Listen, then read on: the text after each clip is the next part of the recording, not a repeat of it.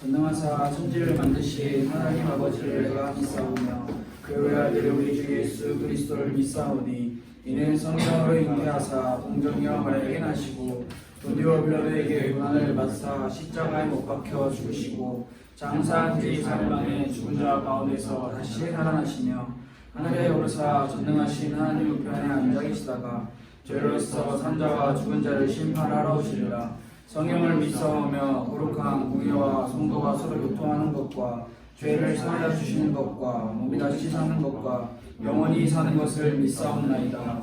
아멘. 오늘 함께 우리가 나눌 말씀은 마가복음 15장 21절. 오늘은 한 절만 우리 같이 좀 나누려고 합니다. 성경책이 있는 친구들은 성경책으로 찾아보고요. 성경책이 없는 친구들은 스마트 어플을, 성경 어플을 통해서도 함께 찾아봅시다. 마가복음 15장 21절 한 절입니다. 오늘 우리가 함께 나눌 이 말씀은 지난주에는 예수님이 십자가에서 돌아가시고 난 뒤의 이야기라면 오늘은 시간을 다시 이렇게 과거로 돌려와서 예수님이 십자가를 지러 가시기 전의 상황이에요. 우리가 뭐 이렇게 시간 순서대로 지금 말씀을 나누고 있는 게 아니라 우리 한 인물들을 중심으로 사건을 중심으로 말씀을 나누고 있어서 시간이 또 뒤로 갑니다. 마가복음 15장 21절 말씀 우리 다 찾았으면 우리 한 목소리를 한번 읽어볼까요? 시작! 마침 알렉산더와 루포의 아버지인 구레네 사람 시몬이 시골로부터 와서 지나가는데 그들이 그를 억지로 같이 가게 하여 예수의 십자가를 지우고. 아멘. 오늘은 방금 우리가 함께 나눴던 인물 구레네 사람 시몬에 대해서 함께 우리가 조금 살펴보려고 하는데요. 그 전에 우리가 여러분들과 함께 좀 생각을 하면서 시작을 할 수 있는 게 뭐냐면 우리는 모두 다 이런 감정을 느껴본 적이 있을 거예요. 억울하다. 혹시 억울하다라는 감정을 안 느껴본 친구들이 있어요? 없죠. 우리는 살면서 다 억울하다라고 하는 나 너무 억울해라는 이런 감정을 많이 느껴보면서 할 거예요. 그런데 여러분 혹시 이런 생각을 해봤는지 모르겠는데 성경에서 나타나고 있는 인물들 중에 억울한 사람들이 누가 있을까요? 여러분들이 생각하기에 성경에 나타난 인물들 중에 억울한 사람이 누가 있을까? 저는 몇 명을 이렇게 추려봤는데 사실 진짜 억울한지는 모르겠지만 인류의 대표자가 되는 아담이라고 하는 인물은 어떻게 보면 하나님께서 자신을 만들어 주시고 자신은 동물들과 그리고 식물들과 많은 생물들을 다스리면서 살고 있었는데 하나님이 만들어 주신 그 여자 하와가 사단 뱀의 유혹에 넘어가서 선악과를 따먹었고 그리고 그 선악과를 자기에게 쥐어준 건지 입에 넣어준 건지 안 먹으면 같이 못 산다고 협박을 한 건지는 모르겠지만 줬죠. 그래서 먹었죠. 아마 아담도 억울하다라고 이야기를 하면은 아담의 입장에서는 억울할 수도 있는 사람? 이 정도 생각을 해봤고요. 그리고 두 번째로는 누구냐? 바로 이삭의 아들이고 야곱의 형인 에서. 좀 억울할 것 같아요. 에서는 많이 억울할 것 같아요. 왜냐하면 아버지의 부탁을 받고 고기를 잡으러 동물을 잡으러 사냥하러 나갔는데 동생 야곱 그리고 자신의 엄마가 리브가가 동생 야곱에게 자신의 받을 축복을 다 미리 가로채 버려서 자신은 아버지 이삭을 통해서 이 장자의 축복을 다 빼앗기죠. 물론 이 또한 충분한 꼭 그렇다 아니다라고 말할 수는 있지만 에서의 입장도 조금 억울할 수도 있겠다라는 생각이 들었고요. 그리고 세 번째, 우리가 너무 잘 아는 인물, 억울함 하면 성경에서 대표적으로 상징되는 인물이 요셉이에요. 요셉. 근데 사실 요셉도 자기가 잘난 척 했으니까 뭐 그렇게 된 거 아닌가요? 인과 응보의 결과 아닌가요? 라고 이야기를 할 수 있는데 요셉은 형들에게 질투를 받아 애굽으로 노예로 팔려갔고요. 애굽에 노예로 팔려가서 보디발의 집에서도 잘 살고 있다가 보디발의 아내가 갑자기 나를 너무 마음에 들어해서 꼬셨는데 그걸 또 이제 거절하다가 보니까 감옥에까지 들어가는 결과. 이런 인물이었고요. 또 네 번째로는 누가 있을까? 생각을 해보니까 다윗도 왠지 엄청 억울한 인물이었을 것 같아요. 왜냐하면 다윗은 진짜 억울한 게 아버지 이새가 형들에게 도시락 반찬 가져다 달라고 전장으로 나갔다가 거기서 하나님의 이름을 모욕하는 골리앗을 쓰러뜨리고 갑자기 확 떠가지고 전쟁에서 막 이기고 돌아왔는데 뭐 사울은 천천히고 다윗은 만만이다라는 소리를 자기가 한 게 아니라 주변 사람들이 했는데 그 순간부터 사울에게 쫓겨다니면서 죽을 위기에 처해 광야로 들판으로 심지어 블레셋까지도 도망쳐 다니는 도망자의 삶을 살았죠. 누가 제일 억울하냐, 뭐 누가 더 억울하냐라고 말할 수 있는 건 없는 것 같은데 오늘 우리가 나누게 될 이 인물도 억울함 하면은 빠지지 않는 인물이에요. 시몬. 근데 이 시몬은 그냥 시몬이라고 하면은 시몬이라는 인물이 많이 등장하거든요. 그래서 구레네 사람 시몬이다라고 하는 이야기를 우리가 함께 나누면 좋을 것 같아요. 왜냐하면 이 사람은 쉽게 말하면 이런 거죠. 여행하러 왔다가 갑자기 불려가서 십자가를 짊어진 사람. 굉장히 억울한 사람이에요. 이 이야기를 우리가 한번 나눠봅시다.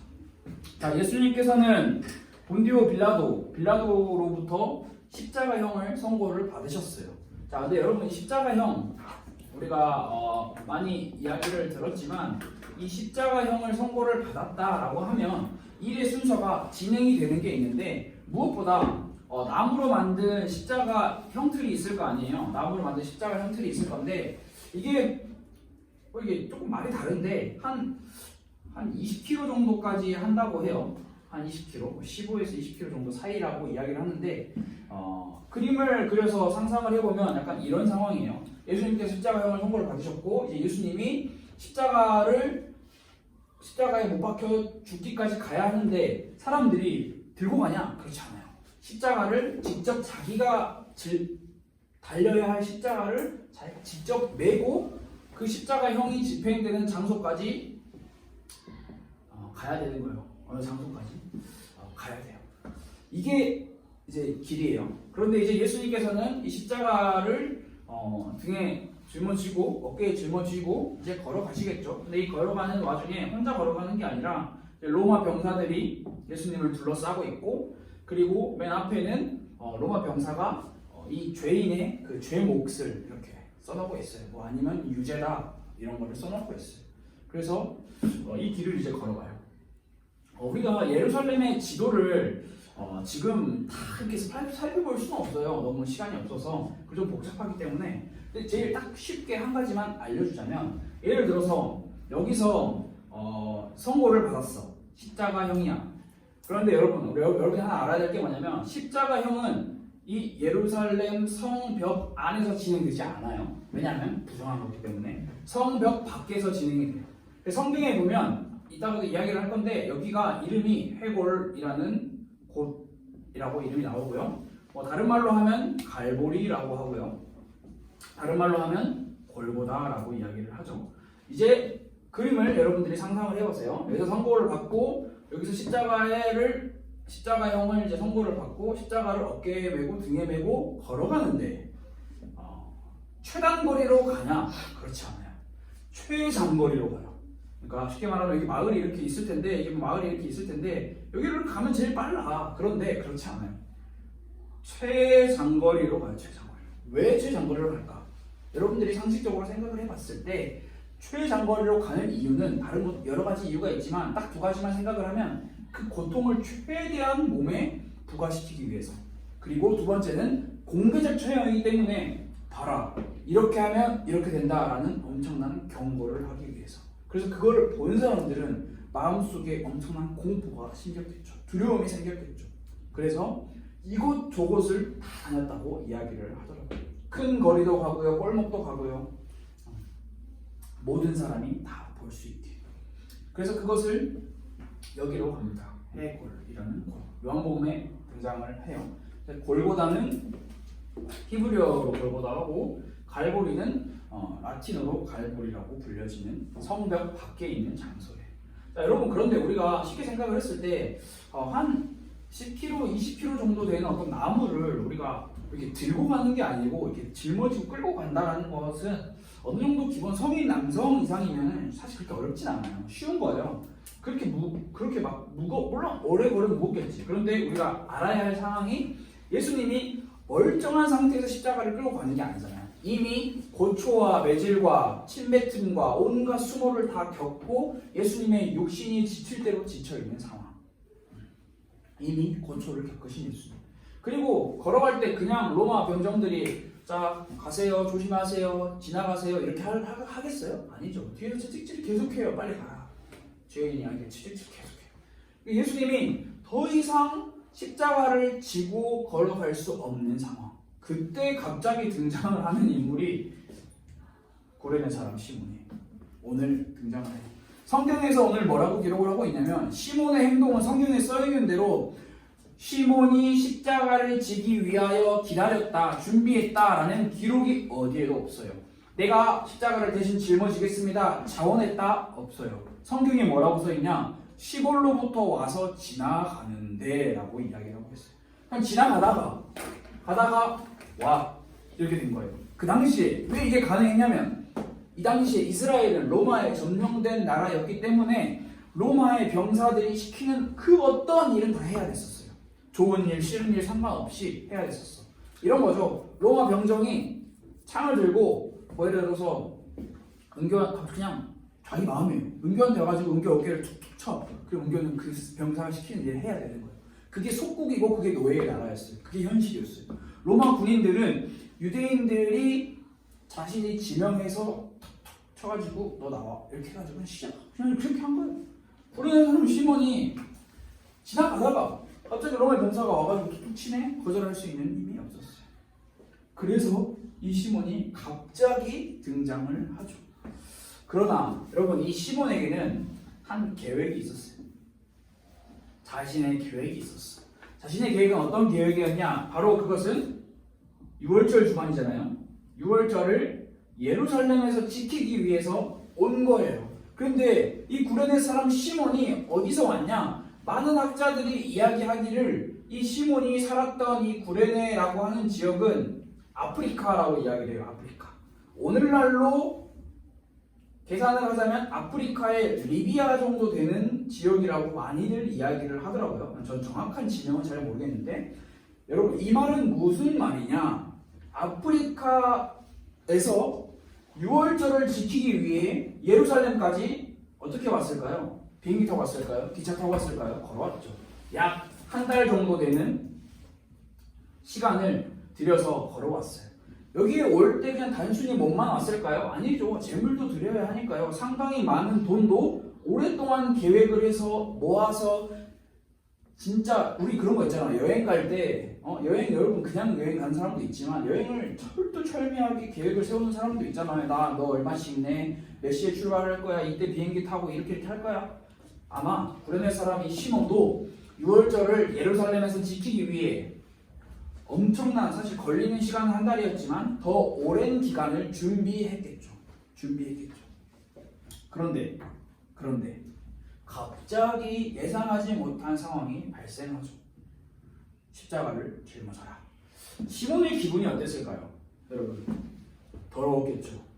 내가 생각했던 이 계획이 한순간에 무너져요. 물론 이게 시몬이 이제 막 예루살렘으로 들어왔냐 아니면 들어왔다가 나갔다가 뭐 어디 잠깐 갔다가 이렇게 오는 상황인지 정확히 설명은 없는데 만약에 생각을 해봅시다.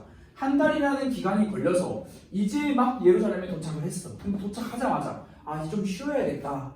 이제 좀 숙소에 들어가 좀 쉬어야겠다. 내 몸도 좀 이제 깨끗하게 씻고 6월절을 준비해야겠다라고 하는 그 순간에 로마 병사에게 걸려서 분명히 수많은 사람들, 다른 사람들이 있었을 텐데 말이죠.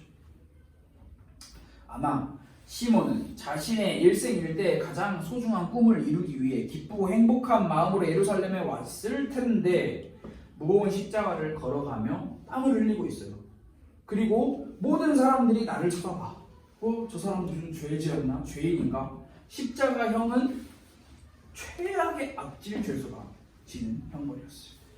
결코 좋은 시선으로 바라보는 시선이 아니었겠죠. 아마도 구레네 사람 시몬은 두 명을 원망했을 거예요.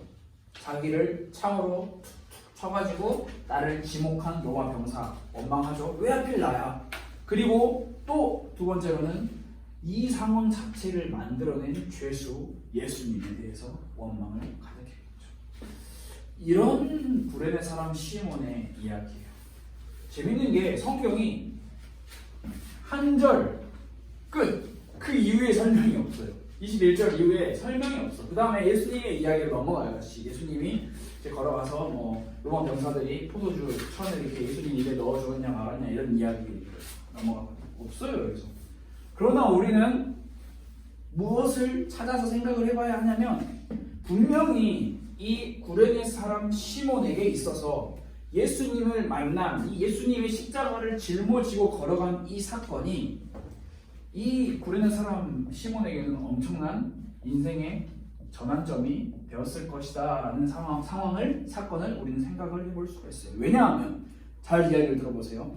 비록 로마의 군법에 따라서 징발되었고 억지로 따라가야 하는 시몬이지만 피 흘리시며 죽어가시는 예수님의 최후를 누구보다 가까이 봤어요. 살아있을 때 누구보다 가까이 마지막으로 본 인물이 예수님의 옆에 있던 인물이 12제자가 아닌 이방 어디 모르는 알지도 못하는 나라에서 온 한 청년이었어요. 그래서 예수님과 함께 십자가를 짊어지고 발을 맞추며 걸어가며 예수님의 모르겠어요 무슨 이야기를 나누는지는 모르겠지만 그 장면을 실제로 목격했겠죠. 12제자가 없어요. 이 인물 한 명만 있어요. 그러나 왜 이 인물이 예수님을 만난 게 전환점이다 라고 추측을 할 수가 있냐면 오늘 성경 말씀 마가복음 15장 21절에 나오는 이 시몬 말고 또 다른 인물이 두 명이 있어요. 그 또 다른 인물 두 명이 바로 알렉산더와 루포라고 하는 인물이 등장을 하죠. 이 인물을 우리는 주목해서 봐야 하는 거예요. 자, 알렉산더, 루포, 시몬의 자식이었어요. 시몬의 아들들이었어요. 이 루포라고 하는 이름이 어디에 등장을 하냐? 여러분 성경 읽어보면 잘 알 수 있는데 어디에 등장을 하냐? 로마서 16장 13절에 등장을 해요. 루포가 등장을 해요. 뭐라고 등장을 하냐? 주 안에서 택하심을 입은 루포와 그의 어머니에게 문안하라. 그의 어머니는 곧 내 어머니니라. 다시 말하면 로마서는 누가 쓴 책이에요?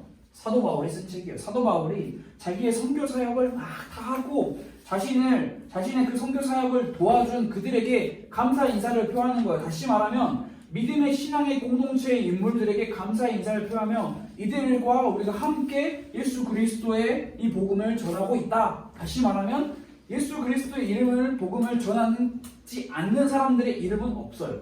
자, 여기서 루포의 이름이 등장을 하죠. 루포를 사도 바울이 뭐라고 이야기를 하냐면 주 안에서 택하심을 입은 루포. 다시 말하면 누구보다 봉사와 충성, 그리스도의 복음을 전하는데 봉사와 충성이 뛰어난 사람. 그리고 그의 어머니. 그의 어머니가 누굴까요? 시몬. 그렇죠. 시몬의 와이프. 시몬의 아내죠. 시몬의 아내를 보고 사도 바울이 뭐라고 이야기하냐? 그의 어머니는 곧 내 어머니니라. 네, 이제 뭐 끝난 거예요. 사도 바울이 아마도 이 시몬의 아내에게 엄청나게 많은 도움을 받았고 그의 신앙에 많은 도움에 여러 가지 봉사와 충성을 받았을 것이다 라고 생각을 할 수 있는 거예요. 여러분 이렇게 되면 우리가 생각을 할 수가 있죠. 이 사건 예수님의 십자가를 짊어지고 간 사건 이후에 구레네 사람 시몬의 행적은 성경에 기록되어 있지 않아요. 그러나 시몬이 예수님의 십자가를 바라보았을 때 원망스러웠던 그 마음은 예수님에 대한 놀라움과 감사로 바뀌었고 결국 은혜의 신앙으로 바뀌어서 그의 가족들도 그 신앙에 있어서 중심적인 역할을 하지 않았을까라고 우리는 생각을 해볼 수가 있는 거예요. 구레네 사람 시몬, 갑자기 어디서 등장한 이 인물 우리가 지난주에 이야기를 나눴던 아리마대 사람 요셉 그리고 계속 이야기를 나누고 있는 수많은 우리 성경의 인물들 그들은 다 십자가라는 것을 본 사람들이죠. 십자가를 본 사람들. 지난주에도 십자가를 봐야 된다. 십자가가 우리 안에 있어야 된다라고 이야기를 했는데 오늘 조금 더 한 번 더 십자가에 대해서 우리가 말씀을 조금 나눠볼까 해요. 여러분 십자가는 지난주에도 이야기를 했죠. 그저 형상이나 모양이나 상징이 아니에요. 쉽게 말하면 십자가는 무엇이냐? 값이에요. 값. 어떤 값이냐? 대속. 속죄의 값이에요. 이 십자가로만 값을 치를 수 있다라는 거죠. 다른 것으로는 대체할 수 없는, 지불할 수 없는 값. 무슨 죄? 우리의 죄, 인간의 모든 죄, 그것을 값을 지불하고 자유하게 만드는. 속죄는 이 대속은 노예제도 시대 때 나오는 말이거든요. 노예 뭐 몸값이 1억이야. 그럼 1억을 주고 사오면 그의 노예는 자유가 되는 거잖아요. 마치 이런 것처럼 사단과 마귀의 그 세력에 사로잡혀 있던 우리가 예수님의 십자가의 값을 지불하고, 우리가 지불한 게 아니죠. 예수님이 지불하시고 우리를 자유롭게 만들어 주셨다. 그리고 두 번째로는 십자가는 희생 제물이라고 또 표현을 할 수가 있어요. 근데 이 희생 제물이라고 표현을 할 수 있는데 이것은 반드시 부가 설명이 붙어야 되는 게 완전한 희생 제물이에요. 이스라엘 백성들이 구약 시대 때부터 쭉쭉쭉쭉 죄를 지으면 그 죄에 맞게끔 소나 양이나 염소, 비둘기, 뭐 곡식을 가져와서 제사를 지냈어요. 그래서 그 죄를 그 대상물에게 전가를 시켜서 죄 용서를 받았죠. 그러나 예수님께서 십자가에서 피 흘려 돌아가심으로써 희생 제사, 사실 더 이상 필요 없어요. 완전한 희생 제물이 되어 주셨죠. 여러분 나중에 성경 꼭 찾아보세요. 히브리서 9장 28절에 기록을 하고 있어요. 단번에 되리신 바 되셨고, 단번에. 자, 꼭 찾아보세요. 단번에. 그리고 세 번째는 뭐냐? 십자가는 뭐냐? 십자가는 저주가 우리 안에 머물러 있었는데, 그 저주가 우리 안에 가득했는데, 그 저주가 있는 사람으로서, 우리의 이 육체로서는 하나님 앞에 나아갈 수가 없는 거예요. 그런데 하나님 앞에 나아갈 수 있게 만들어 주시는 그 중간에서 중재자의 역할을 하신 거죠. 예수님의 십자가를 통해서만 하나님께 갈 수 있다라는 거예요. 자, 이것은 갈라디아서 3장 13절 말씀을 참고하면 됩니다. 그리스도께서 우리를 위하여 저주를 받으사, 다시 말하면 우리가 받아야 할 그 저주와 죄를 예수님께서 대신 받으셔서 하나님께 나아갈 수 있는 길을 만들어 주셨다라는 거죠. 그리고 네 번째로는 십자가는 또 어떤 역할을 하냐? 십자가는 화해의 역할을 해요. 화해의 역할. 누구와 누구 사이에, 하나님과 인간의 사이가 죄로 단절이 되어 버렸는데 그 사이에 예수 그리스도의 십자가로만 하나님과 화해할 수 있는 거죠. 이것은 로마서 5장 8절에서 11절 말씀을 여러분들이 참고해 보세요. 이렇게 써 있어요. 우리가 아직 죄인 되었을 때 그리스도께서 우리를 위하여 죽으심으로 하나님께서 우리에 대한 자기의 사랑을 확증하셨느니라. 자, 이렇게 네 가지를 보면 우리는 확실하게 알 수 있죠. 십자가는 죄 사함의 핵심이다. 이거는 별표 한 5개.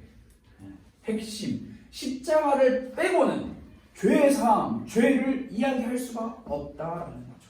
그래서 이 죄의 사함인 십자가는 값의 역할, 희생제물의 역할, 중재자의 역할, 화해의 역할을 함과 동시에 우리에게 뭘 주냐? 우리에게 기회를 주는 거예요. 어떤 기회를 주냐? 십자가가 우리에게 주는 기회는 바로 하나님 앞에서 살 수 있는 기회.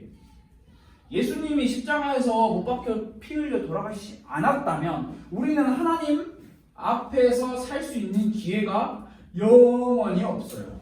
여러분, 우리가 잘나서 의로워서 교회 오래 다녀서 우리 부모님이 예수님 잘 믿어서 하나님 앞에 우리가 살 수 있는 게 아니에요. 예수님이 십자가를 통해서 물과 피 다 쏟으시고 우리의 모든 죄를 대신 속죄하셨기 때문에, 속량하셨기 때문에 우리가 하나님 앞에 나아갈 수 있는 기회가 생기는 거죠. 우리가 결코 잊어버려서 안 되는 것은 이 기회는 우리가 노력해서 얻을 수 있는 기회가 아니라 오직 하나님의 은혜로만 주어지는 거다라는 것을 절대 잊어서는 안 돼요. 이사야 53장 5절에서 6절 말씀에 기록이 되어 있어요. 그같이 흘림은 우리의 허물 때문이요. 읽어보세요. 찾아서. 이사야, 갈라디아, 로마서, 히브리서 이렇게 있죠. 네, 자, 이렇습니다. 이게 십자가예요. 사실 더 있어요. 많아요. 그러나 이걸 다 설명할 수가 없어서 이렇게 이야기를 하는데, 여러분 이 십자가가 진짜 말도 안 되는 사건이에요. 그냥 지나가다가 어떻게 보면 얻어 걸린 거죠. 근데 어떻게 보면은 진짜 재수 없는 거거든요. 어떻게 보면 진짜 재수 없는 건데 이게 되게 사람마다 이것을 십자가를 받아들인 인식이 그만큼 다른 거예요. 재수 없냐? 내가 재수 없어서 하나님 믿었어. 이런 사람이 있고요. 내가 하나님 믿을 수도 없는데 하나님 믿게 되었어. 너무 감사해라는 사람이 있어요. 여러분 한 인물을 소개하고 그 인물에 대한 스토리 그리고 그 인물이 우리에게 남긴 한 작품을 소개하고 말씀을 마치려고 해요. 존 뉴턴이라고 하는 사람이 영국 사람이죠. 영국 사람. 이 영국 사람이 쓴 우리 다 아는 노래예요. Amazing Grace. 한국어로 번안된 가사에는 나 같은 죄인 살리신이라고 하는 찬송가로 우리가 알죠. 살리신이 아니죠. 살리신. 이 인물은 원래 노예무역에 종사하는 사람이었대요. 노예선의 선장이 돼서 이 노예선의 선장이 돼서 노예들을 거래를 하러 이제 바다로 나가서 왔다 갔다 하는 중에 폭풍우를 만나 자신의 목숨을 잃어버릴 위기에 빠지게 된다고 합니다. 그때 신에게 기도를 했대요. 그런데 그동안은 이 인물은 어머니는 독실한 크리스천이었고 신자였지만 단 한 번도 하나님, 신앙에 대해서 생각하지 않고 살았던 인물인데 이때 딱 처음 기도를 했다라고 해요. 그리고 참 기적적으로 폭풍에서 벗어나서 살아났어요. 그 이후로 존 뉴턴이라고 하는 사람은 그 사건을 자신의 제2의 탄생, 두 번째 생일로 여겼대요. 그리고 그 이후부터 자신의 삶을 나는 이렇게 살면 안 되겠다라고 생각을 하고 이제 예수님을 위해서 살아야겠다라고 이렇게 마음을 먹은 거죠. 물론 이 인물이 한 6년 정도 더 노예 무역선을 이제 운영을 하지만 그 전에 노예 무역선을 운영을 할 때 노예들에게 대한 존 뉴턴의 태도는 노예는 말 그대로 노예, 그냥 죽으면 죽는 존재였지만 그 이후에 예수님을 만났다라고 하는 이 순간, 그 폭풍과 몰아치던 그 밤에, 그 이후의 시간에는 노예의 처우들을 많이 개선하려고 노력을 했다라고 해요. 그래서 이 인물의 영향을 받은 사람이 윌리엄 윌버포스라고 하는 사람인데요. 이 인물은 영국의 쉽게 말하면 국회의원이죠. 그래서 그 국회의원을 통해서 영국의 노예제도가 폐지되었다라고 역사적으로 기록이 있어요. 영화도 있더라고요. 어메이징 그레이스 아닌가? 있나? 아무튼 내가 영화 보는 것 같은데 그 윌버퍼스의 영국 노예제도 폐지를 다룬 영화가 있어요. 자, 이 인물이 자신의 일생을 돌아보면서 나 같은 죄인 살리신이라는 이 찬양을 썼어요. 그리고 82세에 세상을 떠났거든요. 그때까지 약 한 30세부터 한 82세 정도까지 복음 전파에 힘을 쓰며 살았던 인물이에요. 여러분 십자가라고 하는 이 성경의 십자가를 사실 어떤 걸로도 표현을 할 수가 없거든요. 그래서 이제 그나마 우리가 가장 우리에게 익숙한 걸로 표현을 하자면 어메이징 그레이스를 표현할 수 있어요.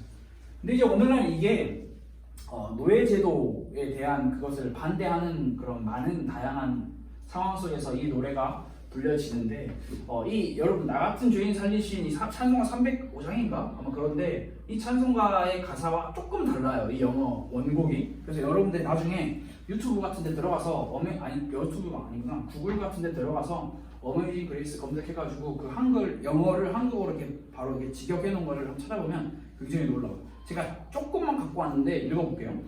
놀라운 은혜 그 소리가 얼마나 감미로운가. 나 같을 몹쓸로 비참한 사람을 구하여 주셨네. 나는 한때 길을 잃었으나 이제는 찾았고 한때는 눈이 멀었지만 이제는 볼 수 있게 되었네. 찬송가가 이렇게 기록이 되어 있죠. 나 같은 죄인 살리신 주 은혜 놀라워 잃었던 생명 찾았고 광명을 얻었네. 나 같은 몹쓸 놈. 이게 사실 여러분 존 뉴턴이 몹쓸 놈이 아니에요. 쟤는 몹쓸 놈이지 나는 아니야 라고 생각을 하지만 여러분 모든 인간은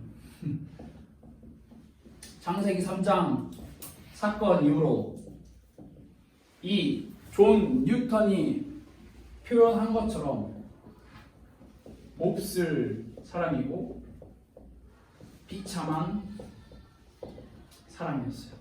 이게 사람의 변치 않는 상태. 그러나 이 상태가 어떻게 역전되고 뒤바뀌었냐? 우리의 노력과 공부와 발전, 노 아니에요. 십자가를 통해서 우리의 인생이 뒤바뀐 거죠. 그냥 인간으로서 상상조차 할 수 없는 완전한 반전이 십자가에서 일어난 거예요. 예수님께서 값을 지불하신 거예요. 자신의 몸을 통해서. 이게 십자가. 그리고 이 사건을 본 구레네 사람 시몬. 성경에 한 번 나와요. 한 번. 딱 한 번. 마가복음 15장 21절. 물론 사복음서에 나와요. 마태복음, 누가복음, 마가복음에 나오고 요한복음에는 안 나와요. 이 인물이 안 나오는데 이 인물의 이야기를 우리가 생각을 하면서 우리가 지금 2주 연속 지금 계속 나누고 있는 제목이 십자가예요. 십자가. 여러분들이 십자가를 정말 많이 생각을 해봐야 돼요. 십자가가 뭔지, 그리고 십자가가 나랑 무슨 상관이 있는지. 그래서 우리는 간절히 이렇게 기도를 해야 되죠. 십자가의 그 은혜가 우리 안에 있기를. 그리고 십자가가 내가 하나님의 자녀로 살아갈 수 있는 죄 사함의 핵심이라는 것을. 다른 것, 우리가 다른 것에 우리의 시선과 마음을 뺏겨서 살아가는데 사실 우리는 십자가를 정말 많이 기억을 해야 되는 거예요. 하나님 앞에서 우리가 살아갈 수 있는 마지막 기회는 십자가가 우리에게, 예수님의 십자가가 우리에게 허락하여 준 거기 때문에 여러분들이 이 사실을 꼭 기억하고 마음에 담았으면 좋을 것 같아요. 그래서 이번 주에 어메이징 시간이 난다면, 이번 주 시간 나잖아요. 수능 보잖아. 목요일날 학교 안 가잖아. 시간 날 때 어메이징 그레이스 영어 공부한다 겸 이렇게 한번 찾아보면 좋고, 성경 말씀도 여러분 꼭 찾아보세요. 십자가에 대한 대속, 예수님에 대한 대속에 대한 성경 구절이기 때문에 여러분들이 그래서 우리 인생에 이 구레네 사람 시몬과 같이 우리 인생에도 억울한 일이 정말 많을 수도 있어요. 사실 말로 다 표현할 수 없어. 이 사람보다 더 억울한 일이 우리 안에, 우리 삶에 생길 수도 있어. 그러나 그 상황에 여러분들이 무엇을 바라보고 사느냐가, 십자가를 바라보고 사느냐, 세상을 바라보고 사느냐가 우리의 인생의 그 억울함을 해소를 시켜주느냐, 풀어주느냐, 아니면 더 깊은 나락으로 들어가느냐의 가장 큰 결정적인 차이를 만들어낼 거예요. 결국 우리가 제가 대신해 줄 수 있는 게 없어요. 저는 십자가가 이런 거야 라고 소개해 줄 수 있는 거예요. 여러분 여기 십자가 주목하세요 거지. 여러분이 십자가를 만나야 되는 거예요. 다시 말하면 예수님을 만나야 되는 거예요. 그렇지 않으면 의미가 없어요. 미안하죠. 그래요. 그래서 우리가 오늘 구레네 사람 시몬을 통해서 예수의 십자가를 진자라는 제목으로 함께 말씀을 해봤습니다. 몹쓸 우리에게, 비참한 우리에게 십자가의 그 사랑을 허락하여 주신 그 예수님께 감사하는 마음으로 여러분도 이번 주 한 주간 동안 승리하는 그런 일주일이 되었으면 좋을 것 같아요. 우리 시간 함께 기도합시다. 하나님 감사합니다. 억울한 일이 많고 말로 다 설명할 수 없는 그런 억울하고 비참한 그런 상황 속에서 살아가는 우리 모두의 삶 가운데 우리가 예수님의 십자가를 바라보며 우리의 대속을, 우리를 위해 대속하신, 우리를 위해 자기 몸을 내어 죽으신 그 십자가를 바라보며 살아갈 수 있는 그 시간이 우리 안에 반드시 있기를 원합니다. 우리 안에 십자가를 통해서 우리가 하나님 앞에 다시 나아갈 수 있는 그 기회를 얻었음을 매일매일 우리의 삶 가운데 감사하며 그 은혜를 기억하며 매일매일 우리의 삶의 십자가를 깊이 우리의 마음에 새기는 그 삶이 시작될 수 있도록 주님 인도하여 주세요. 이 자리에 함께하지 못한 우리 청소년부 친구들, 그리고 이 자리에 함께한 우리 모든 예배자들 하나님께서 축복하여 주시고 하나님께서 인도하여 주세요. 살아계신 예수 그리스도의 이름으로 기도드렸습니다. 아멘. 우리 함께 주기도문으로 예배를 마치도록 하겠습니다. 하늘에 계신 우리 아버지여, 이름이 거룩히 여김을 받으시오며 나라가 임하시오며 뜻이 하늘에서 이루어진 것 같이 땅에서도 이루어지이다. 오늘 우리에게 일용할 양식을 주시옵고 우리가 우리에게 죄 지은 자를 사하여 준 것 같이 우리 죄를 사하여 주시옵고 우리를 시험에 들게 하지 마시옵고 다만 악에서 구하시옵소서. 권세와 영광이 아버지께 영원히 있사옵나이다. 아멘.